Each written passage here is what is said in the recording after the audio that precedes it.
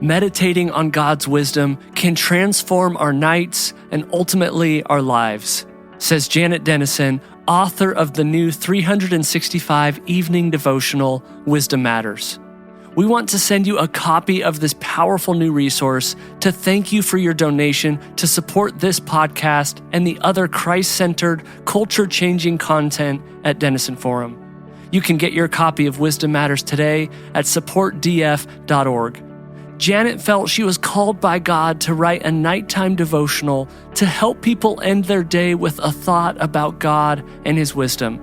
After all, wisdom is a gift from Him that enables His children to know how to filter and use all we learn for His higher purpose and our greater joy. So how about changing your nights and your life? Get your copy of Wisdom Matters while supplies last. Visit supportdf.org. Again, that's supportdf.org. You can also find the link in today's show notes. It's Friday, August the 16th, 2024. Welcome to the Daily Article Podcast. I'm Chris Elkins of the Denison Forum, narrating today's article written by Dr. Ryan Denison. While a number of stories, both at home and abroad, have taken their turn leading headlines, one of the more important and potentially troubling trends in recent months has been the continued downturn of China's economy. I call it less troubling for what it means for the world economically, which is where much of the attention is focused, than for what it could mean for the world politically and militarily. You see, China's designs on becoming the world's leading economic superpower, taking back Taiwan, and seeing their global influence spread while the West declines have not changed. To this point, however, those plans had the benefit of patience. Given the level of control President Xi exerts over the nation, they have had the freedom to choose their spots and wait for the best opportunities to act. Yet, as their economy continues to slide and the day-to-day lives of their people become increasingly difficult, that margin will begin to fade.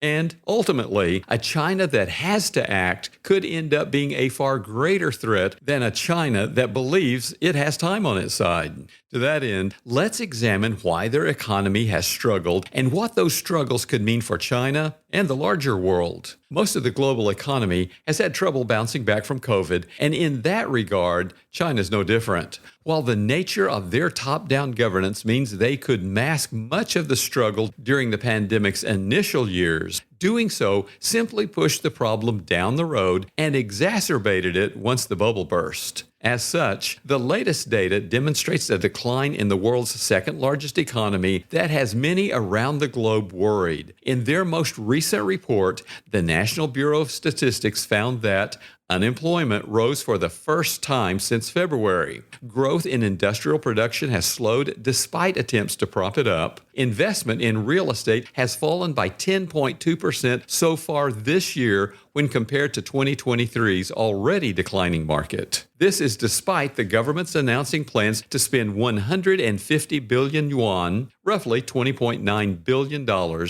in government debt to buy back older versions of appliances, cars, and other consumer goods to stimulate new spending. Even attempts to subsidize lending by providing China's banks with $42 billion to help state-owned firms buy excess homes and buildings have failed to make a difference. And there is little to indicate that the situation will improve anytime soon. While China's strict COVID restrictions played a large part in changing the nation's economic forecast, many of the trends at the heart of its decline have been around far longer. And perhaps none will play a larger role going forward than its declining population. While China's one-child policy technically ended in 2015, they have continued to see a dearth of births, with 2023 marking the second straight year that the general population has declined. That two-year stretch, one likely to continue for the foreseeable future, marks the first time China's population has fallen since the Great Famine of the early 1960s. As such, the country's population is expected to be nearly cut by half, roughly 732 million people, by the end of this century. Yet, the pain of that decline will not be felt equally.